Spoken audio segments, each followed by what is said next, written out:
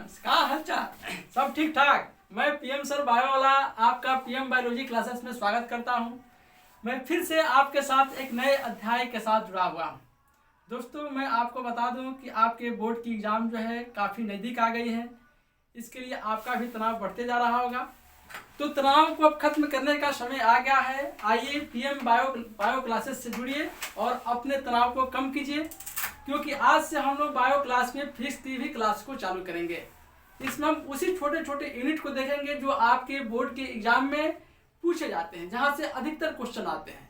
तो आज हमने एक छोटा सा यूनिट उठाया है सेमी कंडक्टर से, जिसमें हम लोग पढ़ेंगे decimal and binary number system. तो आपको मैं बता दूं कि डेसिमल मतलब दाशमिक और द्विधारी संख्या के बारे में पढ़ना है। तो दाशमिक मतलब समझ पा रहे हैं कि 10 के बेसिस पर, जिस संख्या को हम 10 के बेसिस पर लिखते हो, जैसे 29 है तो इसको 10 के बेसिस पर लिख रहे हैं, ये क्या हो गया? दाशमिक संख्या हो गया, डेसिमल हो गया। ये डेसिमल के अंदर आपका कौन कौन सा हो सकता है? 0, 1, 2, 3 डॉट डॉट कितना 9 तक जो आपका डिजिट होगा, ये सभी के सभी क्या होंगे? आपके डेसिमल नंबर के अंदर आएंगे। लेकिन यही आपका जो बाइनरी नंबर सिस्टम होगा, इसको 2 के बेसिस में लिखते हैं। इसका बेस कितना होता है? 2। जिसका बेस 10 होगा वो क्या होगा? डेसिमल हो जाएगा, दाशमिक संख्या हो जाएगी। और जिसका बेस क्या हो जाएगा? 2 हो जाएगा, वो क्या हो जाएगा? आपका द्विधारी हो जाएगा। जैसे कि 2 बेस होगा मतलब या तो 0 होगा और नहीं तो 1 होगा। जैसे यहाँ आप देख पा रहे हैं कि इसका बेस कितना है? 2 है। इसका बेस कितना है? 10 है। तो इसका बेस 10 है, मतलब ये क्या है? दाशमिक संख्या है। इसका बेस कितना है? 2 है। इसका मतलब क्या है? द्विधारी संख्या है। तो ये बातें हो गई दाशमिक और द्विधारी की। तो चलिए हम शुरू करते हैं कि कैसे दाशमिक संख्या को द्विधारी में बदलते हैं। इसको हम लोग आज सीखेंगे। तो सबसे पहले मैं एक दाशमिक संख्या को मैंने लिया है 29, 29 को। अब 29 को कैसे हम द्विधारी संख्या में बदलेंगे ये सीखेंगे। तो सबसे पहले आपको 29 को ले लेना है और आपको किस में बदलना है? द्विधारी में, मतलब कि 2 से ही काटना है, 2 के बेसिस पे ही लिखना है। तो सबसे पहले हम 2 ही से काटेंगे अंत तक। तो 29 को हमने 2 से डिवाइड किया तो 2 14 गुना 28। तो 2 मत में 14 मत क्या 28 है। कितना शेष बचा? जो शेष बचेगा उसको रखेंगे यहाँ। तो जैसे कि आपके पास कितना है? ये 29 है। तो इसको 2 के बेसिस पर आपको काटना है। तो सबसे पहले आप 2 से काटिएगा तो कितना? 14 गुना 28। ठीक है, 28 होगा। तो कितना शेषफल बचा? 1 बचा ना। 29 में से 28 जाएगा, कितना बचेगा? 1 बचेगा। उस शेषफल को यहाँ लिखेंगे। फिर जो बचा 14, अब इसको फिर 2 से काटेंगे। तो 2 से काटिएगा तो 2 7 14। तो कितना शेषफल बचा? पूरा का पूरा कट गया, मतलब शेषफल कितना है? 0। तो उस शेषफल को यहाँ लिखेंगे 0। फिर क्या करेंगे कि फिर 2 से इसको काटेंगे 7 को। तो 2 से काटिएगा तो क्या? 2 के यहाँ 6। तो 7 में से 6 गया तो कितना शेषफल? 1 बचा ना। तो 1 शेषफल को यहाँ लिखेंगे। फिर 2 से काटिएगा तो 2 एकम 2। तो 3 में से 2 गया, कितना शेषफल? 1 बचा। तो 1 आप यहाँ लिखिएगा। अब इसको लिखना है तो क्या करते हैं कि नीचे से लेकर ऊपर हम जाते हैं। नीचे से कहाँ जाते हैं? ऊपर जाते हैं। तो नीचे से ऊपर जाइएगा तो 29 को आप क्या लिखिएगा? द्विधारी संख्या में सबसे पहले नीचे क्या है? 1 है। फिर क्या है? 1 है। फिर क्या है? 1 है। तो 1 1 1 0 है तो 0, 1 है तो 1। ये 2 के बेसिस पर इसी बात को यहाँ दिखाया गया कि 29 को आपने 2 से डिवाइड किया, कितना आया? 14 आया। मतलब 2 से आप 29 में भाग दीजिएगा, 14 गुना 28।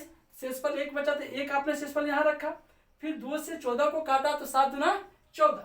शेषफल कितना? 0 आया। तो 0 शेषफल को आपने यहाँ रखा। फिर 2 से आपने 7 को काटा तो 2 के यहाँ 6। तो 7 में 6 गया, शेषफल 1। तो शेषफल 1 यहाँ रख दिया आपने। फिर 2 से 2 एकम 2 है। तो 3 में से 2 गया, शेषफल कितना? 1। तो 1 शेषफल को आपने यहाँ रखा।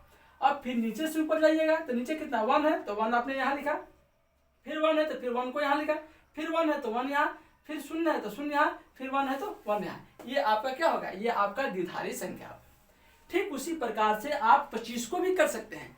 तो 25 को कीजिएगा तो कैसे कीजिएगा?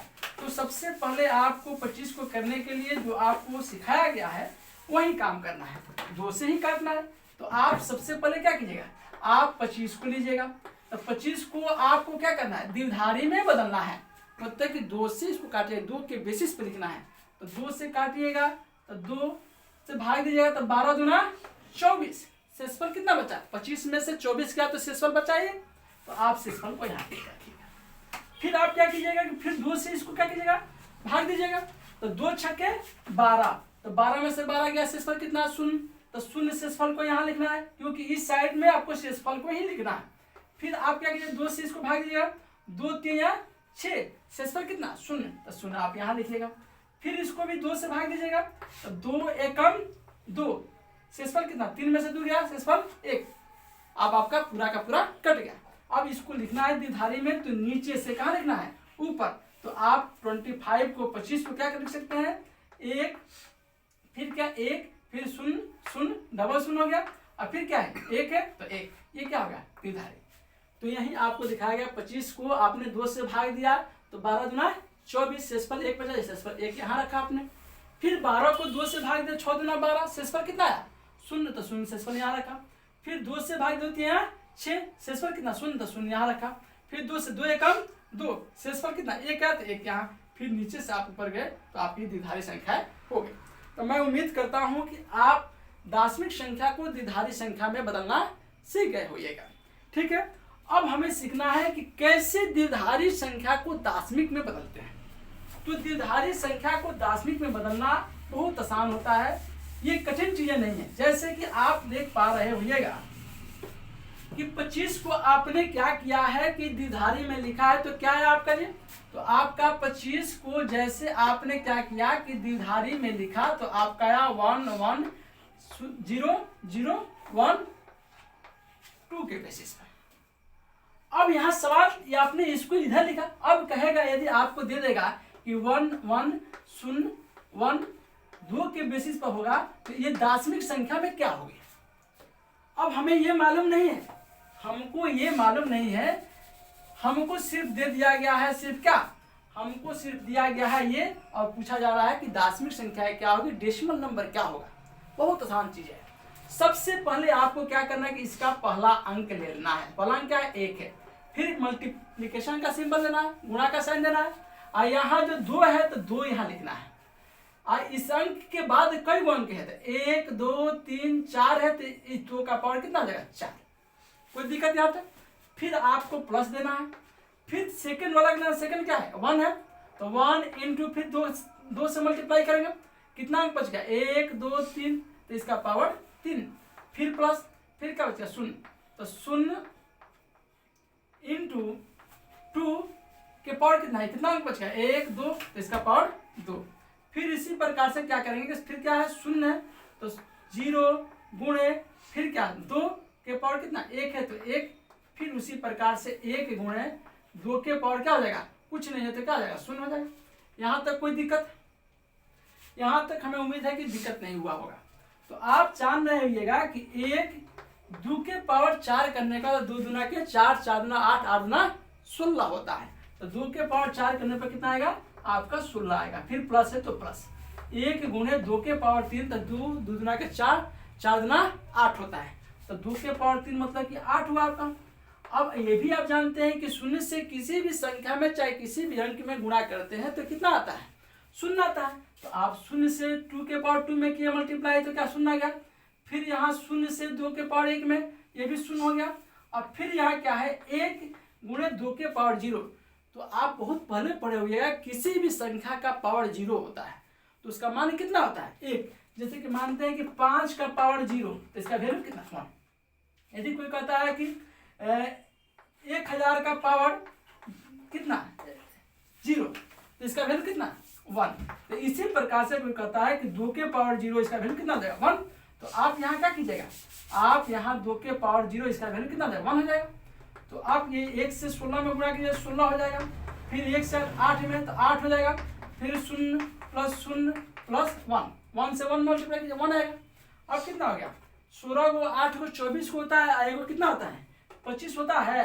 तो देखिए, तो इसी 25 का ना हमने दार्शनिक संख्या को निकाला था, द्विधारी में ये आया था। तो इसी प्रकार से हम निकालते हैं, ये बहुत आसान चीजें होती है। लेकिन आपके बोर्ड के एग्जाम में काफी ज्यादा क्वेश्चन यहाँ से आते हैं, कम से कम 1 से 2 नंबर क्वेश्चन यहाँ से आते हैं। तो इसको इग्नोर नहीं करना है, सीख लेना है।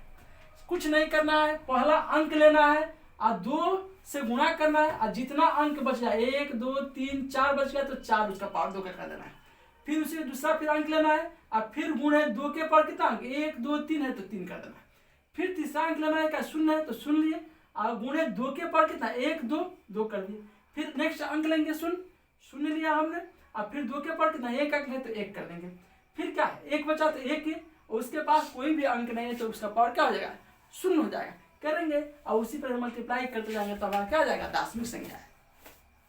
तो आज के यूनिट में हम लोगों ने क्या सीखा कि कैसे दार्शनिक संख्या को द्विधारी संख्या में बदलते हैं और द्विधारी को कैसे दार्शनिक संख्या में बदलते हैं। तो मैं उम्मीद करता हूं कि आप लोग इसको सीखे होइएगा।